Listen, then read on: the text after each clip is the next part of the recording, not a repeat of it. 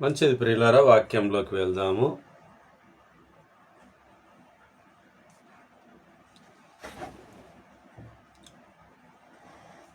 అంశము 7 సంపూర్ణ సంఖ్య. నేటి దినాన మనం నేర్చుకోబోయే అంశము 7 సంపూర్ణ సంఖ్య గురించి మనం చూద్దాం. నిర్గమకాండము 25వ అధ్యాయము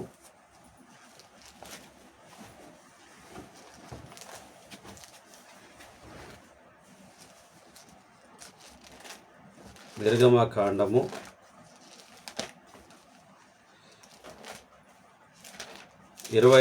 అధ్యాయము 37వ వచనాన్ని మనం చూద్దాం. నీవు దానికి 7 దినములను చేయవలెను. దాని ఎదుట వెలిగించున్నట్లు దాని దీపములను వెలిగింపవలెను. దాని కత్తెర చిప్పయు మేలిమి బంగారుతో చేయవలెను. ఆ ఉపకారములన్నీ 40 వీసెల మేలిమి బంగారుతో చేయవలెను.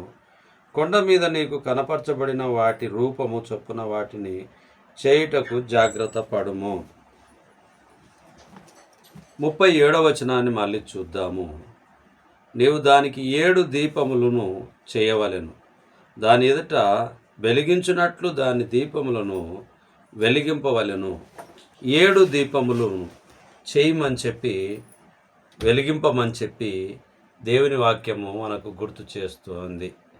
మరి ద్వితీయోపదేశ కాండము 28వ అధ్యాయము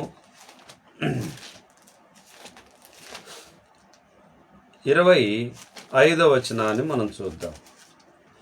28, 25. యెహోవా నీ శత్రువుల ఎదుట నిన్ను ఓడించును. ఒక్క మార్గమున వారి ఎదుటకి బయలుదేరి నీవు 7 మార్గముల వారి ఎదుట నుండి పారిపోయి భూరాజ్యములన్నిటిలోనికి ఇటు అటు చెదరగొట్టబడదువు. యెహోవా నీ శత్రువుల ఎదుట నిన్ను ఓడించును. ఒక్క మార్గమున వారి ఎదుటికి బయలుదేరి నీవు 7 మార్గములు వారి ఎదుటి నుండి పారిపోయి భూరాజ్యములన్నిటికీ ఇటు అటు చెదరగొట్టబడదువు. ఈ 25వ వచనాన్ని మనం చూస్తే ఇశ్రాయేలీలు యుద్ధంలో ఓటమి గురించి రాయబడి ఉన్నది. ఇశ్రాయేలీలు ఓటమి గురించి రాయబడి ఉన్నది. ఓటమి యొక్క విషయాన్ని చూసినప్పుడు 28వ అధ్యాయము ముఖ్యమైనటువంటి విషయాన్ని చూస్తే అనుసరించు వారికి దీవెనలు. అలాగునే 15 నుంచి యెహోవా ఆజ్ఞలు అనుసరించని వారికి శాపములు. ఈ 2 విషయాలు ఇక్కడ రాయబడి ఉన్నాయి. అనుసరించే వారికి ఏమో దీవెనలు ఉన్నాయి, అనుసరించని వారికి ఏమో శాపములు ఉన్నాయి. ఏది కావాలో తీర్మానించుకోవడానికి నిర్ణయం మనకే వదిలేయబడి ఉన్నది. కాబట్టి మనము దేన్నైతే మనం అడుగుతామో, దేన్నైతే ఆలోచన చేస్తామో అది దేవుని చిత్తము నెరవేర్చబడుతుంది. మరి దేవునికి అనుకూలంగా కాకుండా మనకిష్టం వచ్చినటువంటి పద్ధతిలో మనం ఉండడము అది సరైనది కాదు అని చెప్పి దేవుని వాక్యం గుర్తు చేయబడుతూ ఉన్నది. ఈ ద్వితీయోపదేశ కాండంలో మరి దీవెనలు ఉన్నాయి మాట విన్నవారికి, శాపములు ఉన్నవి వినని వారికి. ఈ విషయాన్ని మనం చూస్తూ ఉన్నాం. యోబు గ్రంథము 5వ అధ్యాయము 19వ వచనాన్ని చూద్దాం. 5:19. 5:19. 6 బాధలలో నుండి ఆయన నిన్ను విడిపించును. 7 బాధలు కలిగినను నీకు ఏ కీడును తగలదు. 6 బాధల నుండి ఆయన నిన్ను విడిపించును. 7 బాధలు కలిగినను నీకు ఏ కీడును తగలదు. ఎందుకంటే ఏబు గారు దేవునితో నమ్మకస్తునిగా ఉంటూ ఉన్నాడు, యథార్థవంతునిగా ఉంటూ ఉన్నాడు, న్యాయవంతునిగా ఉంటున్నాడు. కాబట్టి ఆనాడు యెహోషువకు చెప్పబడినట్టుగా, కాలేబునకు చెప్పబడినట్టుగా ఏబు గురించి కూడా చెప్పబడుతూ ఉన్నది. ఏమని అంటే 6 బాధల నుంచి నీవు విడిపింపబడినప్పటికీ, 7 బాధలు ఉన్నప్పటికీ కూడా నీకు ఏ ఆటంకం శోధన రాదు అని చెప్పి గుర్తు చేయబడుతూ ఉన్నది. కాబట్టి వాటినన్నిటిని జయించడానికి దేవుడు సహాయం చేస్తాడని చెప్పి గుర్తు చేయబడుతూ ఉన్నది.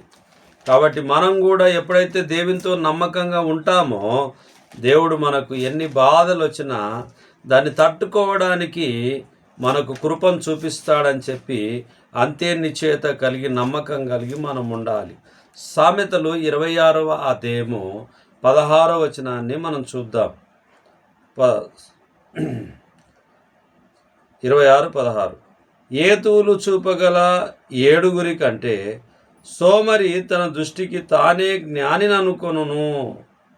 ఏతువులు చూపగల 7 కంటే సోమరి తన దృష్టికి తానే జ్ఞానిని అనుకొనును. మరి హేతువులు చూపేటటువంటి వారు 7 ఉన్నప్పటికీ సోమరి తనకు తానే నేను జ్ఞానిని అని అనుకుంటాడు అని చెప్పి గుర్తు చేయబడుతుంది.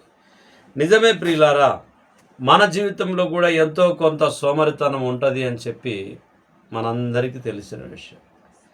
మనమందరం కూడా దేవుని కృపలో ఉండాలి అని అంటే, దేవుని చిత్తం జరగాలి అని అంటే, మనం దేవుని నీతిని నెరవేర్చేటటువంటి వారిగా ఉండాలి. ఆ సంపూర్ణ సంఖ్యను 7ను మనం చూస్తూ ఉన్నాం. ఆ 7 బాధల నుంచి కూడా విడుదల కలిగిస్తానని చెప్పి మరి ఏబు గారి దగ్గర చెప్పారు ఏబు గ్రంథంలో. మరి సామెతల్లో చూసినప్పుడు 7 ఏతువులు చెప్పేటటువంటి 7 ఏతువులు చూపగల 7 కంటే సోమరి తన దృష్టికి తానే జ్ఞానిని అనుకుంటాడంటే, జ్ఞానమున్న వారికన్నా నేను జ్ఞానిని అనుకుంటాడు సోమరి అని చెప్పి గుర్తు చేయబడుతూ ఉన్నది. ప్రసంగి 11వ అధ్యాయము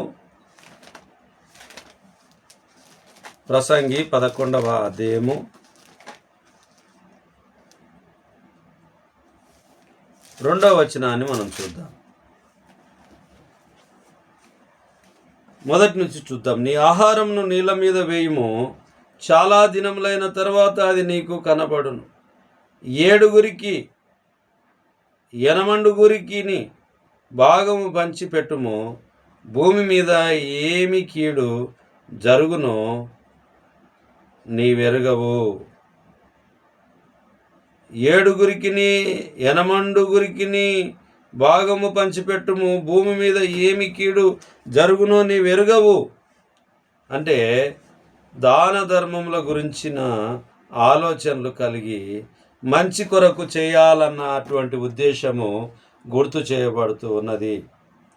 విత్తనములు ఆత్మీయమైనవిగా ఉండాలి, ఇతరుల మేలు కోరేటటువంటి వారిగా ఉండాలి, ధర్మగుణము గల వారిగా ఉండాలి. దానము విధుల గురించి చెప్పబడి ఉన్నది. 7 సంపూర్ణ సంఖ్య గురించి మనకు చూస్తూ ఉన్నాం. ఈ సంపూర్ణ సంఖ్యలో ఉన్నటువంటి ప్రాముఖ్యతను మనం చూస్తూ ఉన్నాం. యెషయా 4వ అధ్యాయము 1వ వచనాన్ని చూద్దాం. యెషయా 4వ అధ్యాయము 1వ వచనం. ఆ దినమున 7 స్త్రీలు ఒక్క పురుషుని పట్టుకొని, మేము మా అన్నమే తిందుము, మా వస్త్రములే కట్టుకొందుము, నీ పేరు మాత్రము మాకు పెట్టి మా నింద తీసివేయమని చెప్పుదురు. ఇక్కడ చూస్తే ప్రత్యేక దినములలో జరుగు శ్రమల గురించి, క్రీస్తు రాజ్యంలో ఆశీర్వాదములు క్షేమములు కొనసాగును అనే విషయాన్ని యెషయా 4వ అధ్యాయంలో మనకు చూపబడుతూ ఉన్నది. యెషయా 4వ అధ్యాయంలో చూపబడుతుంది. ఎందుకు అని అంటే, దేవుని యొక్క రాజ్యము కొరకు, దేవుని చిత్త ప్రకారము బ్రతికేటటువంటి బిడ్డలుగా, కుమార్తెలుగా, కుమారులుగా, ఆయన సొత్తైనటువంటి వారిగా మనం ఉండాలని చెప్పి దేవుని చిత్తమై ఉన్నది. దేవుని చిత్తమై ఉంటూ ఉన్నది. కాబట్టి ఆయన యొక్క ఆ 7 సంఖ్యను ప్రాముఖ్యంగా మరి ప్రస్తావించిన విషయాన్ని మనం చూస్తూ ఉన్నాం. 16వ అధ్యాయము, యెషయా 16వ అధ్యాయము, 11వ అధ్యాయము, యెషయా 11:15. మరియు యెహోవా ఐగుప్తు సముద్రం యొక్క ఆకాతమును నిర్మూలము చేయును, వేడిమి గల తన ఊపిరిని ఊదును, యూఫ్రటీస్ నది మీద తన చెయ్యి ఆడించును, 7 కాలువలుగా దాని చీలగొట్టును, పాదరక్షకులు తడవకుండా మనుషులు దాటునట్లు దాన్ని చేయును. ఆయన ఏమైనా చేయగలుగుతాడు. కాబట్టి యెహోవా దేవుణ్ణి మరి ఘనపరిచేటటువంటి వారిగా ఉండాలి అని చెప్పి దేవుని వాక్యం మనకు గుర్తు చేయబడుతూ ఉన్నది. మరి మార్కు సువార్త 16వ అధ్యాయం చూద్దాం. మార్కు సువార్త 16వ అధ్యాయము.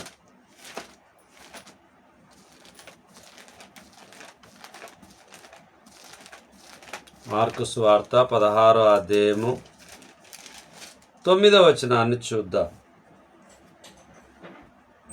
ఆదివారము తెల్లవారినప్పుడు యేసు లేచి తాను 7 దయ్యములను వెళ్ళగొట్టిన మగ్దలేనే మరియకు మొదట కనబడెను. ఆయనతో ఉండిన వారు దుఃఖపడి ఏడ్చుచుండగా ఆమె వెళ్ళి ఆ సంగతి వారికి తెలియజేసింది. కానీ ఆయన బ్రతికి ఉన్నాడనియు ఆమెకు కనబడిననియు వారు విని నమ్మకపోయిరి. ఆ తర్వాత వారిలో 2 ఒక పల్లెటూరికి నడిచిపోచుండగా ఆయన మారు రూపము గలవాడై వారికి ప్రత్యక్షమాయను.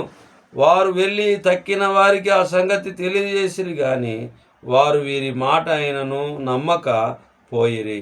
పిమ్మట 11 మంది శిష్యులు భోజనమునకు కూర్చున్నప్పుడు ఆయన వారికి ప్రత్యక్షమై తాను లేచిన తర్వాత తను చూచిన వారి మాట నమ్మనందున వారి అపనమ్మిక నిమిత్తము హృదయ కాఠిన్యము నిమిత్తమును వారిని గద్దించెను. యేసు ప్రభువారు మరి మరణం పొంది మరి 3వ రోజు తిరిగి లేచిన తర్వాత చాలామందికి, మగ్దలేని మరియకు చాలామందికి అక్కడ కనిపిస్తూ ఉన్నప్పటికీ వారు నమ్మలేకపోతూ ఉన్నారు. వారి హృదయ కాఠిన్యమును గురించి మనం దేవుని వాక్యము రాయబడి ఉన్నది. మరి ప్రకటన గ్రంథానికి వెళ్తే 4వ అధ్యాయము 11వ వచనం, మొదటి అధ్యాయము ప్రకటన గ్రంథము 11వ వచనాన్ని చూద్దాం.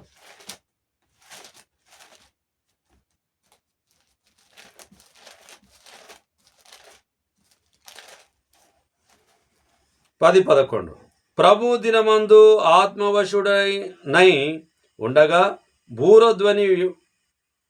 బూరధ్వని వంటి గొప్ప స్వరము నీవు చూచుతున్నది పుస్తకములో రాసి ఎఫెసు, స్ముర్న, పెర్గము, తుయతైరా, సార్దిసు, ఫిలదెల్ఫియా, లవదోకియా అను 7 సంఘములకు పంపుమని చెప్పుట నా వెనుక వింటిని. 9వ వచనాన్ని చూసినప్పుడు మీ సహోదరుడు యేసును బట్టి కలుగు శ్రమల్లోను రాజ్యములోను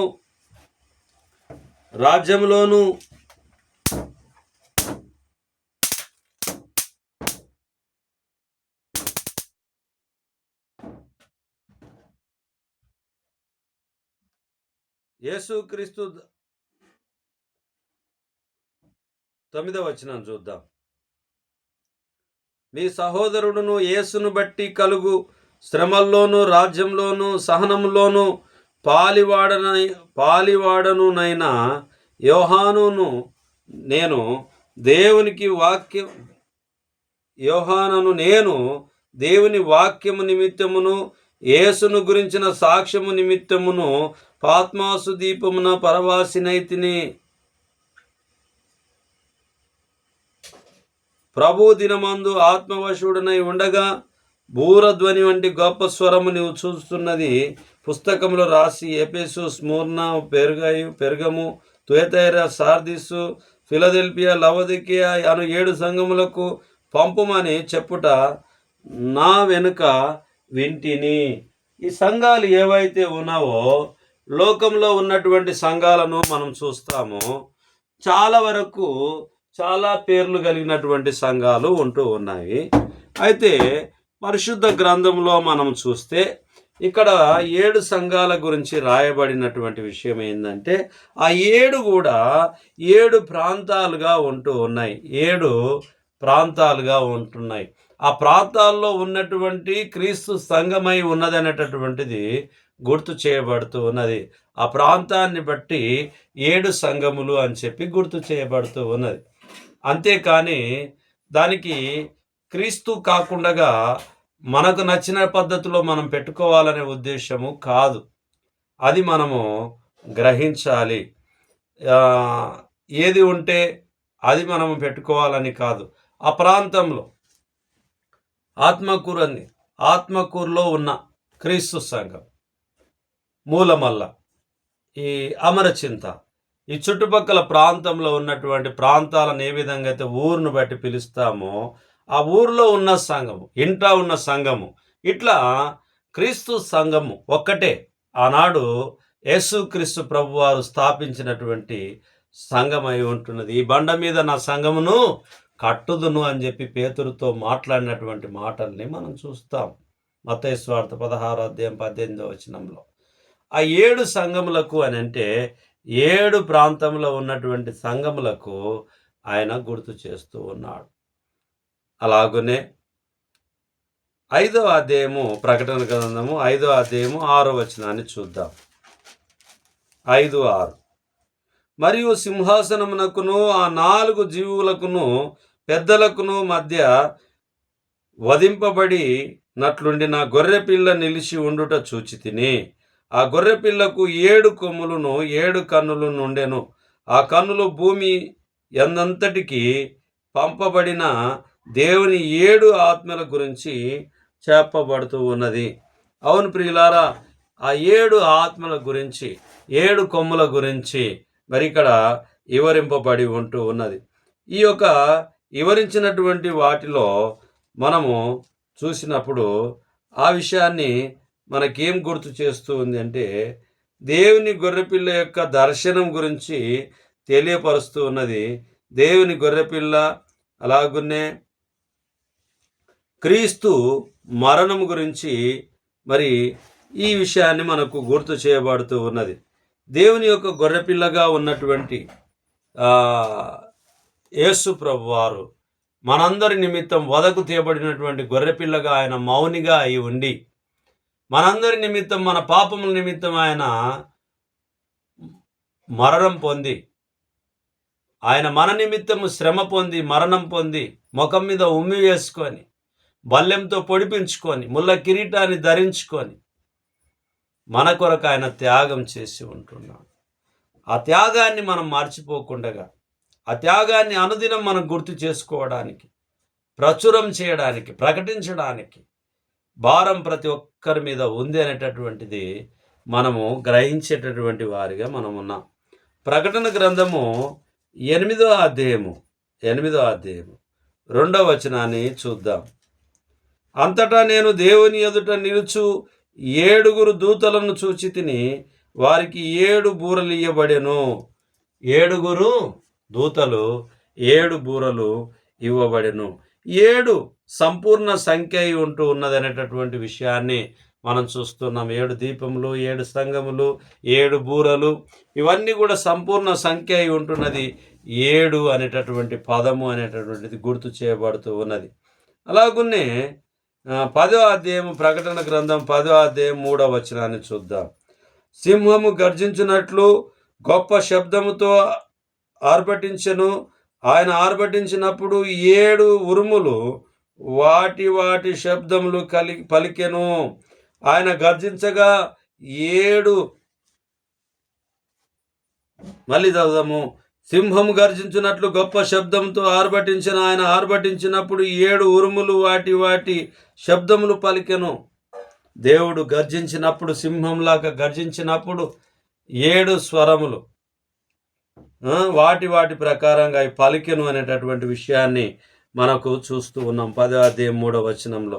ప్రకటన గ్రంథము ఈ యొక్క 10వ అధ్యాయంలో మనము సంపూర్ణంగా విషయాన్ని చూస్తే, పుస్తకమును తినుటకు యోహానుకు ఆజ్ఞ అంటే దేవుని ఒక మాటల్ని మనము తినడానికి, మరి పుస్తకమును తినడానికి అనేటటువంటి సంపుటి సంఖ్య 7 విషయాలను మనం గుర్తు చేసుకుంటూ ఉన్నాం.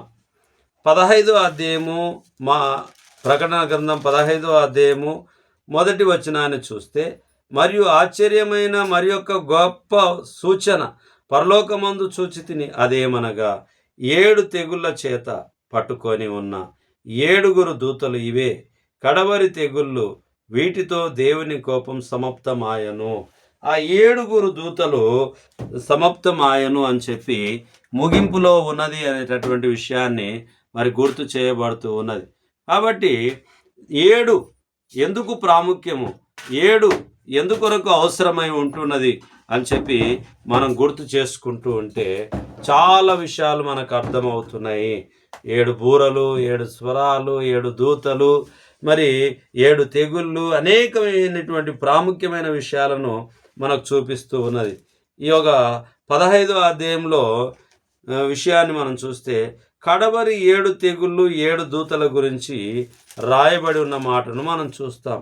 అలాగనే ప్రకటన గ్రంథము 17వ అధ్యాయము 1వ వచనాన్ని చూస్తే, ఆ 7 పాత్రలను పట్టుకొని ఉన్న 7 దేవదూతలలో ఒకడు వచ్చి నాతో మాట్లాడుచు ఇలాగు చెప్పెను, నీవిక్కడికి రమ్ము, విస్తార జలముల మీద కూర్చున్న మహా వేశ్యకు వేయబడు తీర్పు నీకు కనపరచెదను.